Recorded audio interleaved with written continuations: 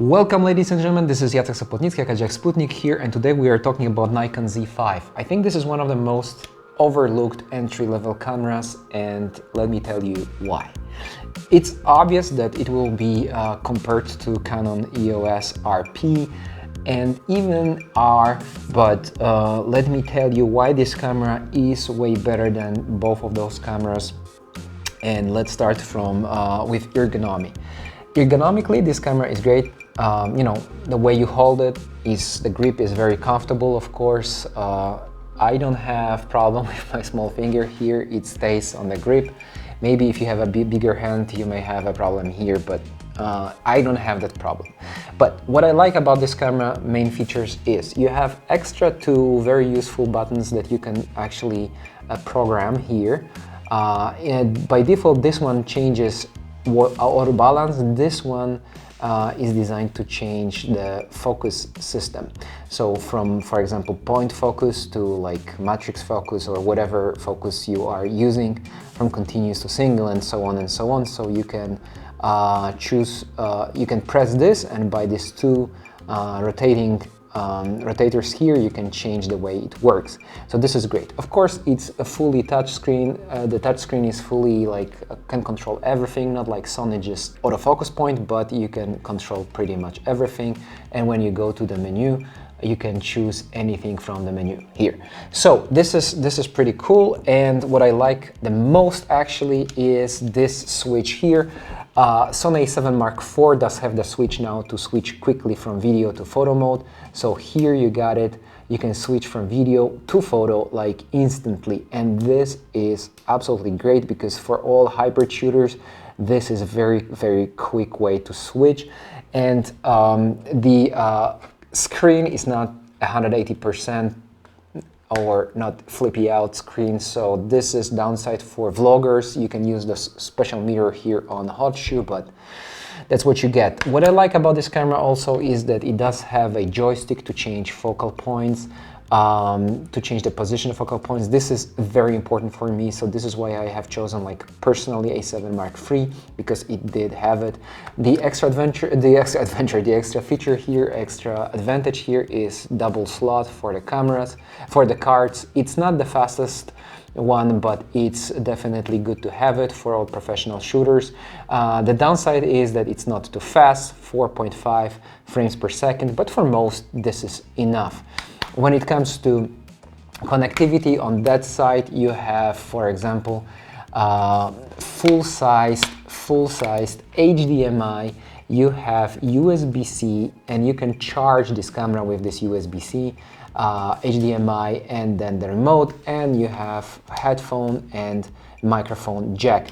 So it does have absolutely everything you would expect from that camera, and in contrast to RP, it didn't get some strange small battery, but pretty efficient battery that can hold pretty much, not whole day, but if you have two of these, you are good to go. And this is actually the same battery that that goes with Z6 Mark II that I have just right here. So it's the same size of the battery. So this is pretty cool, and I gotta say that ergonomically it's very difficult to find any flaws here. This thing on Sony normally is used just to to compensate the exposure, but here it's a multi-purpose thing. You cannot program it, but depending on the program you are on, this can be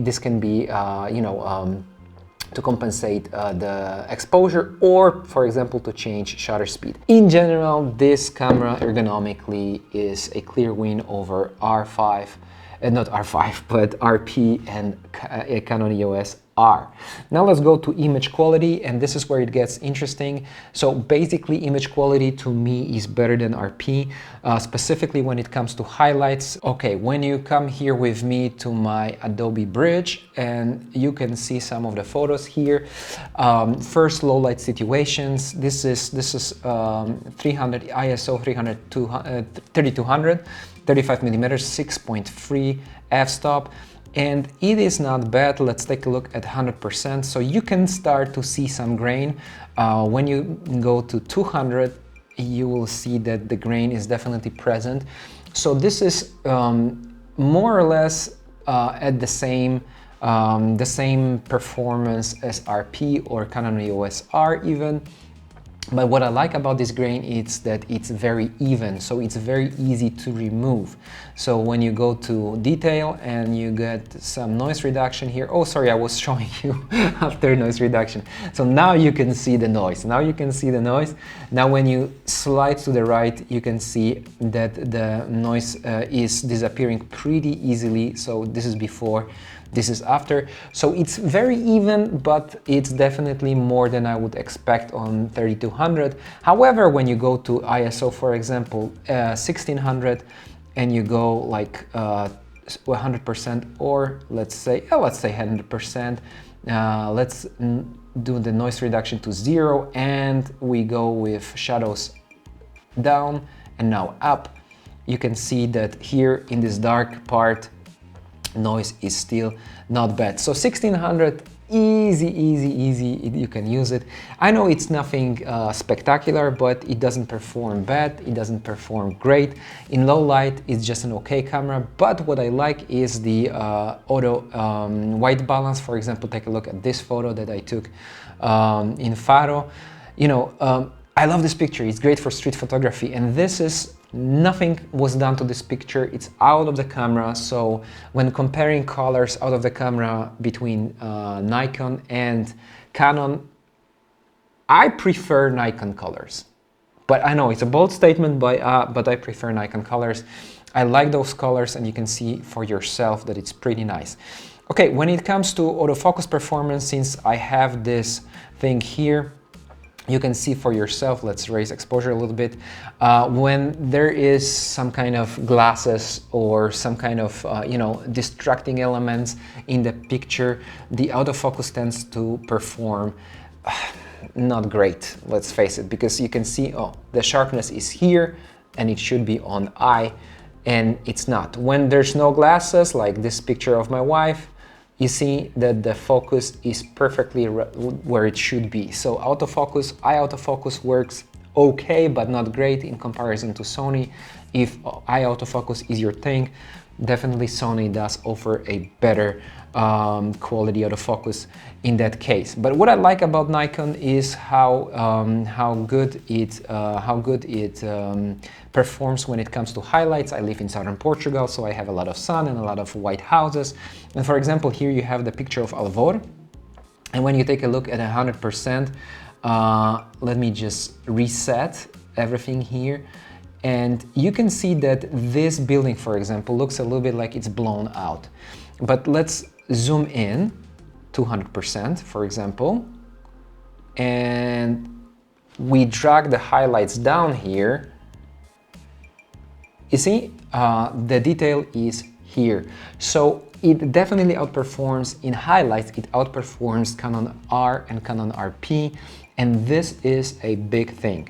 So when comparing autofocus, face detection and eye detection works a little bit better on Canons, I would say, but I'm saying that the autofocus is pretty intuitive. So, for example, when you see the sequence of my wife or my son coming on a bike, autofocus is doing pretty good job by detecting the moving object, and then pretty late it detects face, and very, very late it detects eye. So, if that's your thing, I would probably look at some newer cameras like Z6 Mark II, much more expensive, or you could take a look at Canon ecosystem or Sony ecosystem. But it's still not a bad performer, considering that it's an entry-level camera. So autofocus works good, dynamic range is better than on Canon R and Canon RP, slightly better, not by far, but slightly tiny better. So overall it's a good performer, and I like the colors out of the camera.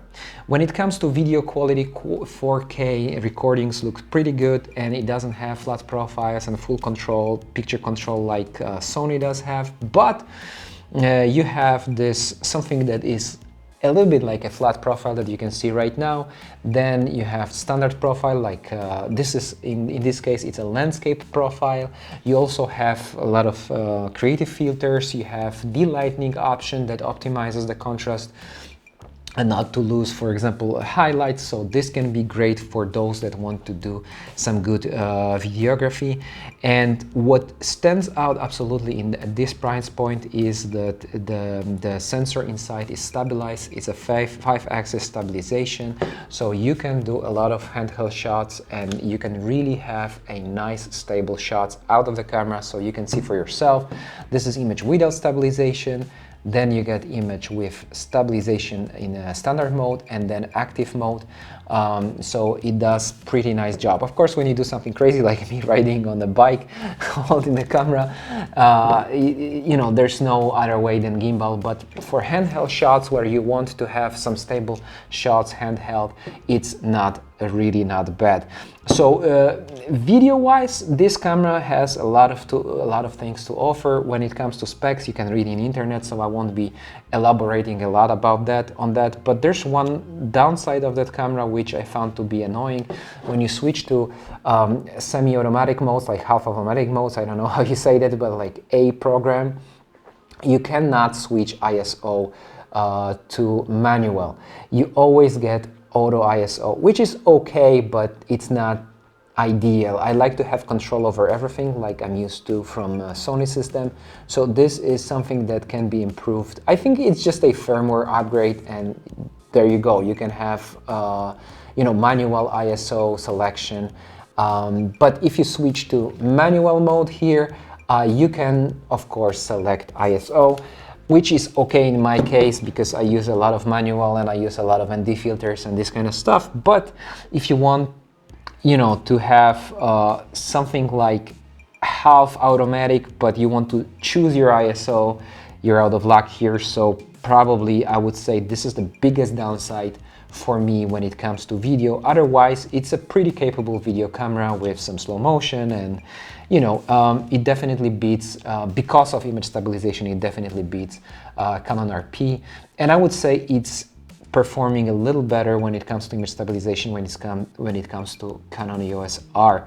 So basically, in many cases, this camera is a clear win. However, would I recommend Nikon cameras?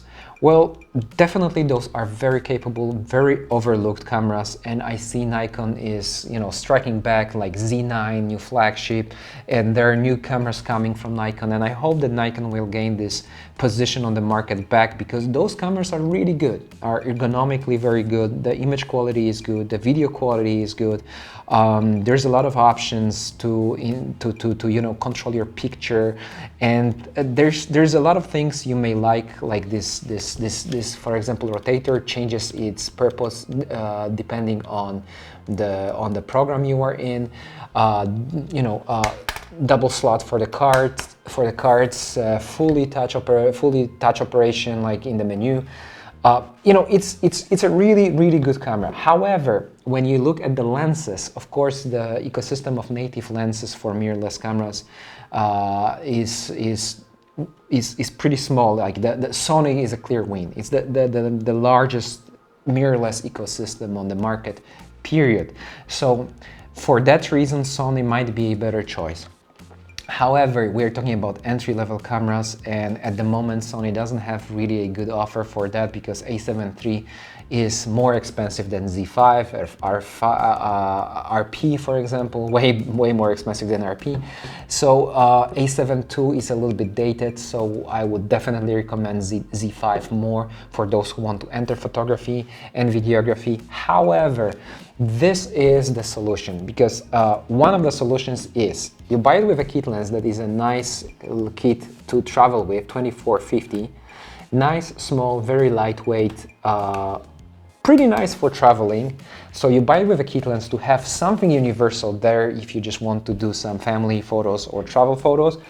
And this Nikon FTZ converter might be a solution for you. I have 35mm Sigma 1.4 Art, which is a lovely lens. I absolutely love it. It's one of the best lenses out there, and you know, using it through the converter is a great option. You also have cheap Viltrox lenses, 24 1.8 and 85 1.8, and if guys from Nikon are watching this video, please, we need more, native system cheap lenses. Like 50mm 1.8, Canon does offer you a cheap lens, Sony does offer a cheap lens, Nikon doesn't have it. However, again, with this converter, you can convert to older Nikon lenses that tend to be a little better than L lenses from Canon. So if you want to invest in older lenses like 50mm, you can buy them super cheap. You can put them on your Nikon over the converter, and they will do just great job. So there are some workarounds, there are some solutions. However, I'm really hoping the Nikon ecosystem, like the lenses system and everything, will grow fast. We really need it to make it a really good offer for all those guys that want to start photography and videography adventure. However, once again, Nikon Z5 as a camera body is a clear winner over RP and even not over R6. Of course, R6 is a better camera, but it's a way more expensive camera. However, I was positively surprised with so many things in this camera that I would easily recommend it. And the battery life, it doesn't get a funny small battery like RP, but it does get a regular battery that you can find also in Z6. It's the same battery, and battery life in this camera is much better than in RP. So I hope you enjoyed it, guys. I hope I helped you to make some decisions, which ecosystem to choose, and if Z5 is a camera that you would look at. Please don't forget to leave comments below, thumbs up. Don't forget to subscribe, and I would love to hear what ecosystem you would invest, entering videography and photography right now, and if Z5 is on your list, and what reviews would you like to see on my channel in near future. Once again, this is Jacek Sopotnicki, aka Sputnik, and I see you guys in the next one.